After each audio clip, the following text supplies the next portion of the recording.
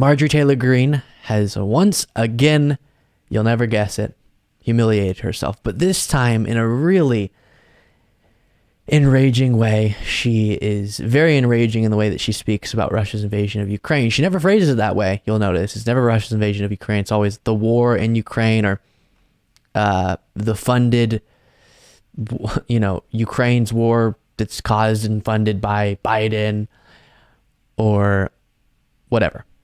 And she, once again, has been spewing her dishonesty about this subject. I want to show this to you and then discuss. This is from her Battleground with MTG podcast. Trump will end the war in Ukraine. That will happen immediately, he says, in 24 hours. Why is Joe Biden and the administration, why are so many people in Washington constantly pushing for war and funding war in a foreign country that is not our own? Why are they so bloodthirsty? That's the real question everyone should be asking. Innocent people in Ukraine are dying every single day in this war in Ukraine that America is funding. And you all need to understand that our country is funding the Ukrainian government at $1 billion every single month. Every month, Americans are funding the Ukrainian government. That has nothing to do with the war. That's just to keep the lights on and keep Zelensky in his nonstop supply of green T-shirts every single day when we see him on Trump. I'm really trying to stay calm in this segment because with the amount of suffering that she mentioned, for you to turn around and lie like she does about the suffering of people and what's causing it is really sick. You will notice she never mentioned there Putin or Russia. And that's what so many are doing right now, where the whole conversation is Biden's, from some like Marjorie Greene, funding a war and Biden's continuing a war. You know what's continuing the war that Russia started? You know what's continuing Russia's invasion of Ukraine? Russia's invasion of Ukraine. That's what's continuing. Putin's decision to continue day after day invading. If he left, if he stopped invading, there would be no more war. And when people say, well, they should be pushing for peace talks. Peace talks are fine unless you understand the context of Russia's demands to even engage in peace talks, which would be conceding so many things, including giving parts of Ukraine to Russia to even have the negotiations. That's a non-starter for them. So why would we then give into that? That makes absolutely no sense. If you invade, if you do enough damage, then you can just take whatever part of a country you'd like. No, absolutely not. And is Russia going to stop there? They get parts of eastern Ukraine and all right, we're done for the rest of time. Absolutely not. And actually there's an op-ed here from the Los Angeles Times. I won't read parts of it to you except for here the title, Russia launched a war in Georgia and suffered no consequences. That can't happen with Ukraine, and I'll try to remember to put this in the description of the video for you guys to read, but it walks through how Russia invaded Georgia, and also, by the way, already Ukraine in the past in illegally annexing Crimea, and the world didn't respond as aggressively as they could have and as we are now with this invasion of Ukraine. And Russia learned their lesson in the wrong way. They learned that, oh, there aren't any consequences for this type of aggression, this type of violation of a country's sovereignty, so we're going to keep doing it. And if we teach them that same lesson again, we will continue to watch this happen. Putin wants to bring back Russia to its Soviet Union glory or whatever. That doesn't stop at eastern Ukraine. And so the only option that is most in the interest of peace is to give Ukraine everything it needs to defend itself. And that's what's so enraging about the language on this subject. Biden's not funding a war in Ukraine. Biden is funding Ukraine's defense of themselves. The war would end if they stopped needing to defend themselves because Russia stopped invading. And before we discuss further, let me walk you through some more examples of Marjorie Greene's comments on this subject. I'll make the clips brief so we don't have to suffer through too much, but you might remember this. War with Russia, when I've never seen Putin actually show in any detail his plans to invade Europe. No one has shown me that, so I don't believe the lies that I'm being told. Putin hasn't shown any plans, she says, to invade Europe. Try to figure out what's wrong with that statement. He's invading Europe right now, Congresswoman. It's stunning that you don't know that. Ukraine is a part of Europe. And then this.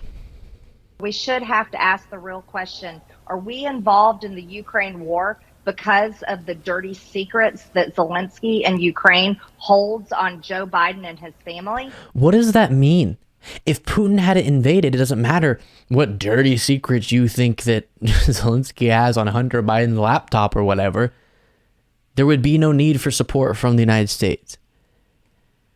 Never a part of the conversation from a lot of these individuals. And I'll get to in a moment, some on the left are also talking like Marjorie Greene is. Maybe not as dishonestly, but it's really driving me nuts hearing how many people are going along with these dishonest talking points. I'll get into that in just a moment, but here's one more example. And while I'm still committed to saying no money to Ukraine, and that country needs to find peace, not war,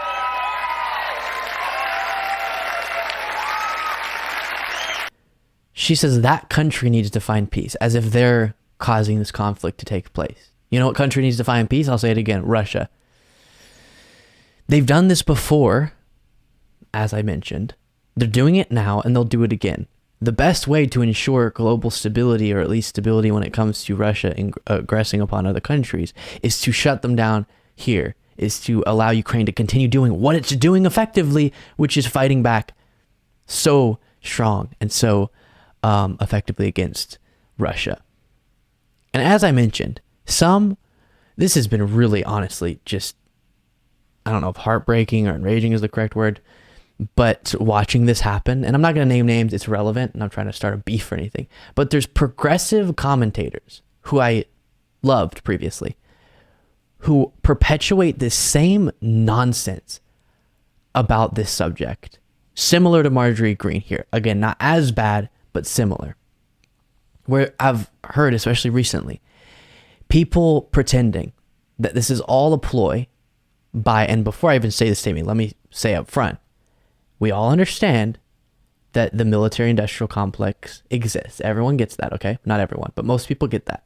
We understand that in a situation like this, companies are going to make money. The question is that the reason, or is that a repercussion of a correct decision still? What I mean is, people are pretending Biden's just doing all of this. The United States is only supporting Ukraine because it's going to enrich defense contractors. Are defense contractors going to make a lot of money? Yes. Does that mean we should let Ukraine suffer more just so certain companies don't make money? No. Is the reason why it's good to support Ukraine because it makes companies money? No.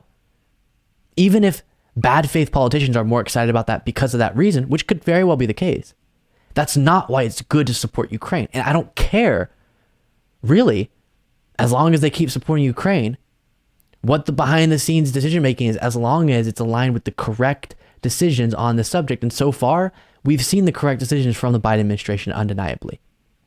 And so to hear people, we expect dishonesty from Marjorie Taylor Greene, obviously. But to hear people who are supposed to be more reasonable, progressive, understand these issues, fall into this because of, admittedly, the United States government's history with making horrible decisions, absolutely.